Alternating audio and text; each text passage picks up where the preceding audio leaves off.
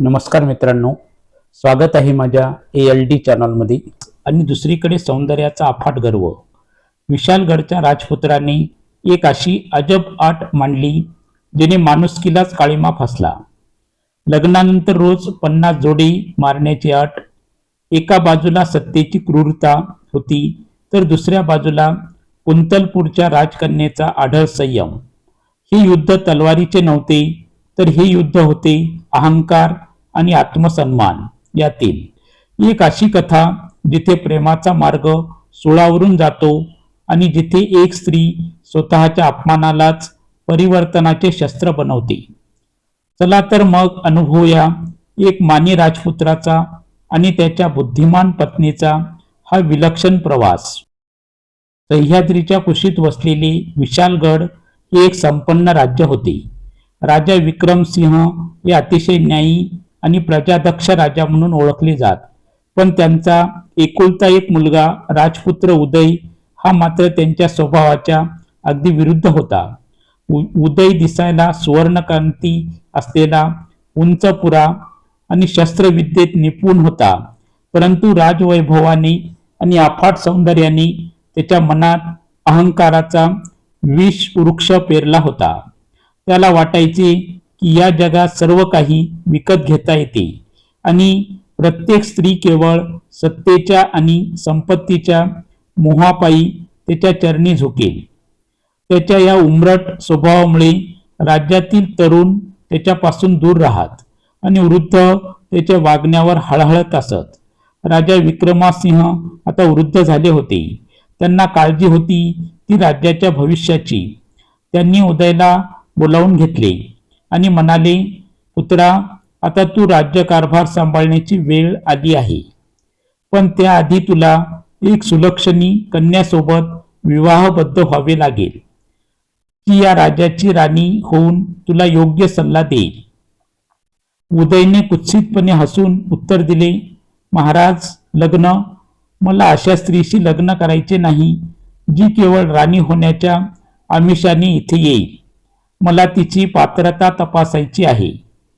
दुसरे दिवशी भर दरबारात उदयने आपली घोषणा केली, मी अशाच मुलीशी लग्न करेन जिला मान्य असेल की लग्नानंतर मी तिला रोज 50 जोडे मारेन। ही अट जी स्वीकारेल तीच विशालगडची भावी राणी होईल। ही अट ऐकताच पूर्ण दरबारात स्मशान शांतता पसरली। राजा विक्रमसिंह यांच्या हातातील राजदंडाची पकड ढिली झाली। त्यांनी मुलाला समजवण्याचा प्रयत्न केला, उदय, हे तू काय बोलतोयस? स्त्री ही आदिशक्तीचे रूप असते, तिचा असा अपमान करणे तुला शोभत नाही। पण उदय आपल्या निर्णयावर ठाम होता। तो म्हणाला, जर कोणी माझ्या या अटीला होकार दिला तरच समजेल की ती खऱ्या अर्थाने निग्रही आहे, अन्यथा मला कोणाचीही गरज नाही। ही बातमी वाऱ्यासारखी शेजारच्या राज्यामध्ये पसरली। कित्येक राजे संतापले।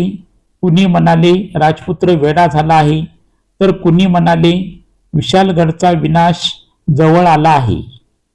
अनेक सुंदर राजकन्यांची स्थळे आली होती, पण ही क्रूर अट ऐकून सर्वांनी माघार घेतली।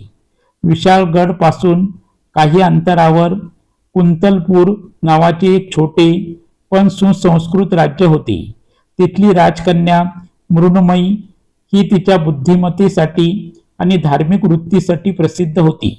ती भगवान शिवाची निश्चिम भक्त होती। तेव्हा तिला राजपुत्र उदयच्या या विचित्र अटीबद्दल समजले, तेव्हा तिच्या डोळ्यात एक वेगळी चमक आली। तिने आपल्या वडिलांना राजा चंद्रसेनांना सांगितले, बाबा, मी विशालगडच्या राजपुत्राशी लग्न करायला तयार आहे। राजा चंद्रसेन हादरून गेले। मृण्मयी, तुला तुझे भवितव्य माहिती आहे का? तो रोज तुझा अपमान करेल, तुला मारेल। मृण्मयी शांतपणे म्हणाली, बाबा, कधी कधी कडू औषध दिल्याशिवाय आजार बरा होत नाही। राजपुत्राचा अहंकार हा एक मानसिक आजार आहे। त्याला वठणीवर आणण्यासाठी आणि त्याच्या मनातील स्त्रीबद्दलचा आकस घालवण्यासाठी मला हे पाऊल उचललेच पाहिजे. हा माझा धर्म आहे. अखेर विवाहाचा दिवस उजाडला. विशालगड फुलांनी सजले होते, पण प्रजेच्या मनात उत्साह नव्हता. सर्वांच्या मनात एकच प्रश्न होता, अशी कोणती मुलगी आहे जी आपला स्वाभिमान विकून इथे आली आहे. मृण्मयी जेव्हा पालखीतून उतरली तेव्हा तिच्या चेहऱ्यावर भीती नव्हती, तर एक प्रकारचे तेज होते. तिने उदयच्या डोळ्यात डोळे घालून पाहिले. उदयला वाटले की ती घाबरून पाय धरेल, पण तिने फक्त स्मित हास्य केले. अग्नीला साक्ष ठेवून सप्तपदी झाली, पण या लग्नात मंगलाष्टकापेक्षा आटीची टांगती तलवार जास्त धारदार वाटत होती. लग्नाच्या पहिल्या रात्री उदय खरंच जोडे मारतो का, आणि मृण्मयी त्या अपमानाचा बदला कोणत्या शहाणपणाने घेते हे आपण पुढे ऐकूयात. विशालगडच्या राजमहालात आज आनंदापेक्षा भीतीचे वातावरण जास्त होते. राजपुत्र उदय आणि मृण्मयी यांचा विवाह पार पडला होता. रात्रीची वेळ होती. सुगंधी फुलांनी आणि दिव्याच्या प्रकाशाने शयनगृह उजळून निघाले होते. दासींनी मृण्मयीला नटवून तेथे आणले, पण त्यांच्या डोळ्यात मृण्मयीबद्दल क्यू आणि राजपुत्राबद्दल दहशत होती. मृण्मयी शांतपणे पलंगावर बसली होती. तिच्या हातात लग्नाचा चुडा आणि गळ्यात मंगळसूत्र होते, पण तिचे मन मात्र स्थिर होते. तिने मनोमन आपल्या आराध्य देवतेचे स्मरण केले. थोड्याच वेळात राजपुत्र उदय महालात शिरला. त्याच्या चेहऱ्यावर विजयाचे कुत्सित हास्य होते. त्याने दरवाजा लावून घेतला आणि कोपऱ्यात ठेवलेले आपले चामड्याचे जड जोडे हातात घेतले. तो मृण्मयीच्या जवळ गेला आणि गरजला, मृण्मयी, तुला माझी आट आठवते ना, की राजवैभवाच्या मोहात तू ती विसरलीस? आता तयार हो.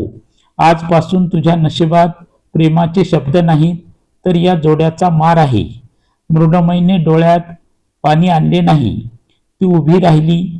तिने आपले मस्तक थोडे झुकवले आणि शांत आवाजात म्हणाली, स्वामी, मी वचन दिले आहे आणि मी ते पाळणार आहे. तुम्ही तुमचे कर्तव्य पूर्ण करा. मी माझे सहन करण्याचे कर्तव्य पूर्ण करते. उदयने रागाच्या भरात एकामागून एक जोडे मारायला सुरुवात केली. 1, 2, 3, 10, 25, 50, 50 जोड्याचा मार बसल्यावर मृण्मयीच्या अंगावर वळ उठले होते, पण तिने एक हुंकी चूक केले नाही. मार देऊन झाल्यावर उदय दमून खुर्चीवर बसला. त्याला वाटले होते की ती रडेल, पाया पडेल किंवा माफी मागेल, पण मृण्मयीने शांतपणे आपले विस्कटलेले केस सावरले आणि ती त्याच्या समोर उभी राहिली. उदयने आश्चर्याने तिच्याकडे बघत राहिला. मृण्मयीने स्मित हास्य केले आणि विचारले, स्वामी, तुमचे मन शांत झाले असेल तर मी तुम्हाला एक प्रश्न विचारू शकते का? उदय चिडून म्हणाला, बोल, काय विचारायचे आहे? मृण्मयीने थेट त्याच्या डोळ्यात बघून विचारले, महाराज, आज तुम्ही मला जे 50 जोडे मारले ते कोणत्या अधिकाराने मारले? हे राज्य तुमचे नाही, हे तुमच्या वडिलांचे आहे. हे अन्न तुम्ही खात आहात ते प्रजेच्या करातून येते. तुम्ही घातलेले रेशमी वस्त्र तुमच्या वडिलाच्या कमाईचे आहे. आज तुम्ही मला जो मार दिला त्यात तुमचे स्वतःचे काय आहे? तुमचे स्वतःचे कर्तृत्व काय आहे? तुमची स्वतःची कमाई काय आहे? उदय निरुत्तर झाला. त्याचा अहंकार या प्रश्नामुळे पार धुळीला मिळाला. मृण्मयी पुढे म्हणाली, ज्या पुरुषांनी स्वतःच्या कष्टाने एक सोन्याची मोहरीही कमावली नाही, त्याला दुसऱ्याचा अपमान करण्याचा नैतिक अधिकार पोचतो का? तुम्ही राजाचे पुत्र आहात म्हणून मी हे सहन केले, पण उदय म्हणून तुमची किंमत काय? मृण्मयीचे शब्द बाणासारखे उदयच्या काळजात घुसले. त्याला आजवर कोणीही असे सुनावले नव्हते. त्याला स्वतःचीच लाज वाटू लागली. तो रागाने लालबुंद झाला पण तो राग मृण्मयीवर नव्हता, तर स्वतःच्या हतबलतेवर होता. तो ताडकन उठला आणि म्हणाला, मृण्मयी, तू माझे डोळे उघडले आहेस. तुला वाटते ना की मी काहीच कमावू शकत नाही? तर ऐक, जोपर्यंत मी माझ्या स्वतःच्या मनगटाच्या जोरावर घामाच्या थेंबातून एक सोन्याची मोहर कमावून तुझ्या हातात ठेवत नाही, तोपर्यंत मी या राजवाड्यात पाऊल ठेवणार नाही आणि तुला तोंडही दाखवणार नाही. त्याच मध्यरात्री कोणालाही न सांगता राजपुत्र उदयने आपले राजवस्त्र उतरवले. त्याने एक साधा अंगरखा घातला, कमरेला एक कापडी पिशवी बांधली आणि महालाच्या गुप्त दरवाजातून तो बाहेर पडला. मृण्मयी खिडकीतून त्याला जाताना बघत होती. तिच्या डोळ्यात आता खऱ्या अर्थाने अश्रू आले. तिला आनंद होता की तिच्या पतीला अहंकाराची जाणीव झाली आहे, पण काळजीही होती की ज्याने कधी उन्हाची तमा बाळगली नाही, तो बाहेरच्या जगात कसा टिकेल. तिने मनातल्या मनात संकल्प केला, स्वामी, तुम्ही एकटे नाही आहात. तुमच्या कष्टाच्या प्रवासात सावली बनून मी तुमच्या सोबत असेल. तुमच्यातील माणूस जागा करणे हेच माझे सौभाग्य आहे. उदयला जंगलात आणि परराज्यात कोणत्या अडचणी येतात, मृण्मयी वेश बदलून त्याला कशी मदत करते. राजवाड्याच्या रेशमी बिछाण्यावर झोपणाऱ्या उदयला आज उघड्या माळावर झोपावे लागले. सकाळ झाली आणि भूक अनावर झाली. त्याने एका गावात जाऊन काम मागितले. एका शेतकऱ्याने त्याला लाकडे फोडण्याचे काम दिले, पण ज्या हातांनी फक्त तलवार धरली होती त्या हातांना कुऱ्हाडीचे वजन झेपले नाही. 2 तासातच त्याच्या तळहातावर फोड आले. शेतकरी रागाने म्हणाला, अरे पोरा, शरीर तर पहिलवानासारखे कमावले आहेस, पण काम मात्र एका लहान मुलासारखे करतोयस. जा, तुला इथे काही मिळणार नाही. रिकाम्या पोटी उदय पुढे निघाला. त्याला समजले की राजपुत्र असणे सोपे आहे, पण माणूस म्हणून पोटाची खळगी भरणे किती कठीण आहे. मृण्मयीला उदयच्या प्रत्येक हालचालीची खबर होती. तिने राजवाड्यातून तीर्थयात्रेला जाते असे सांगून प्रस्थान केले होते, पण प्रत्यक्षात तिने एका भैरवीचा संन्यासीचा वेश धारण केला होता. तिने आपले दागिने विकून काही सुवर्ण मुद्रा जमवल्या आणि उदयच्या मागावर निघाली. तिला माहिती होते की उदयचा अहंकार सहजासहजी जाणार नाही. त्याला मदत तर करायची होती, पण ती त्याला कळू न देता तिने एका मोठ्या शहरात, जिथे उदय पोहोचला होता, तिथे एका वृद्ध व्यापाऱ्याला गाठले आणि त्याला काही सुवर्ण मुद्रा देऊन एक योजना आखली. उदय आता महिष्मती नावाच्या एका मोठ्या नगरात पोहोचला होता. तिथे कोणीही त्याला ओळखत नव्हते. त्याने एका कापड व्यापाऱ्याकडे हमालीचे काम मागितले. दिवसभर जड गाठी पाठीवर वाहून तो पूर्णपणे थकला होता. संध्याकाळी त्याला फक्त 2 तांब्याची नाणी मिळाली. तो एका झाडाखाली बसून विचार करत होता. माझ्या पत्नीने विचारलेला प्रश्न किती योग्य होता. मी 50 जोडे मारले, पण एका जोड्याची किंमत कमावण्याची माझी लायकी नाही का? त्याच्या डोळ्यातून घळघळा अश्रू वाहू लागले. त्याच वेळी तिथे वेषांतरातील मृण्मयी भैरवीच्या रूपात आली. तिने उदयला पाहिले आणि म्हणाली, बेटा, तू राजासारखा दिसतोस, पण तुझे नशीब मात्र फकीरासारखे आहे. काय झाले? उदयने आपली सर्व व्यथा सांगितली, अर्थात स्वतःची ओळख लपवून. भैरवी हसली आणि म्हणाली, कर्माचे फळ हे घामातून मिळते, आसवातून नाही. तू जर या नगरातील पुरातन शिव मंदिराची साफसफाई केलीस आणि तेथे येणाऱ्या भक्तांची सेवा केलीस, तर तुला तुझे नशीब गवसेल. तिने त्याला एक मंत्र दिला आणि गुप्तपणे त्या मंदिराच्या पुजाऱ्याला सांगून ठेवले की हा तरुण जो काही काम करेल त्याला योग्य मोबदला द्या. उदयने त्या मंदिरात झाडू मारण्याचे आणि पाणी भरण्याचे काम सुरू केले. सुरुवातीला त्याला लाज वाटली, पण हळूहळू त्याला त्या कामात आनंद मिळू लागला. तो भक्तांच्या चपला रांगेत लावू लागला. ज्या हातांनी जोडे मारले होते तेच हात आता लोकांच्या जोड्यांची सेवा करत होते. हा त्याच्या आयुष्यातील सर्वात मोठा बदल होता. एके दिवशी एका श्रीमंत व्यापाऱ्याने जो मृण्मयीने पाठवला होता, उदयच्या कामावर खुश होऊन त्याला एक सोन्याची मोहर बक्षीस म्हणून दिली.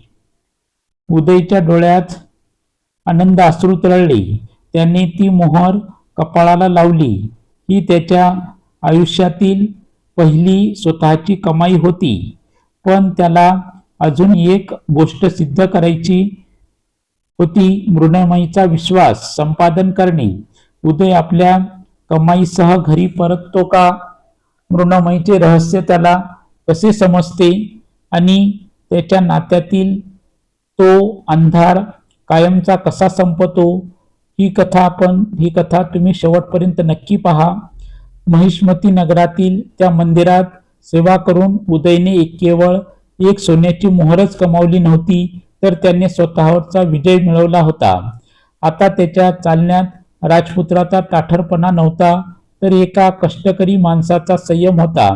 ज्या हाताने एकेकाळी क्रूरपणे जोडे उगारले होते तेच हात आता श्रमाने रापलेले आणि सेवाभावाने मऊ झाले होते. तो विशाळगडाच्या दिशेने निघाला. वाटेत त्याला ती भैरवी वेषांतरातील मृण्मयी पुन्हा भेटली. उदयने तिचे पाय धरले आणि म्हणाला, आई, तुमच्या शब्दांनी माझे जीवन बदलले.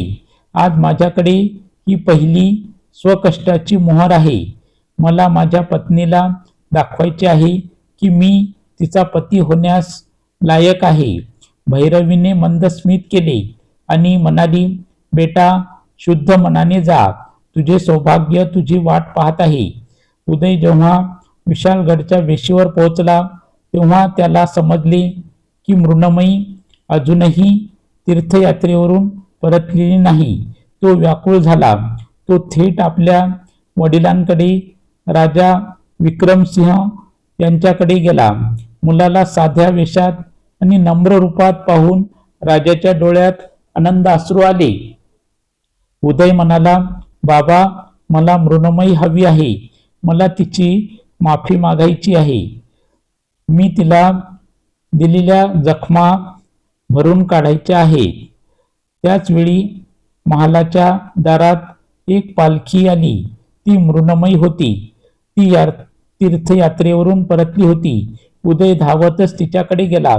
मृण्मयी पालखीतून उतरली. तिच्या चेहऱ्यावर पूर्वीचेच तेज होते. उदयने थरथरत्या हातांनी ती एक सोन्याची मोहर मृण्मयीच्या तळहातावर ठेवली.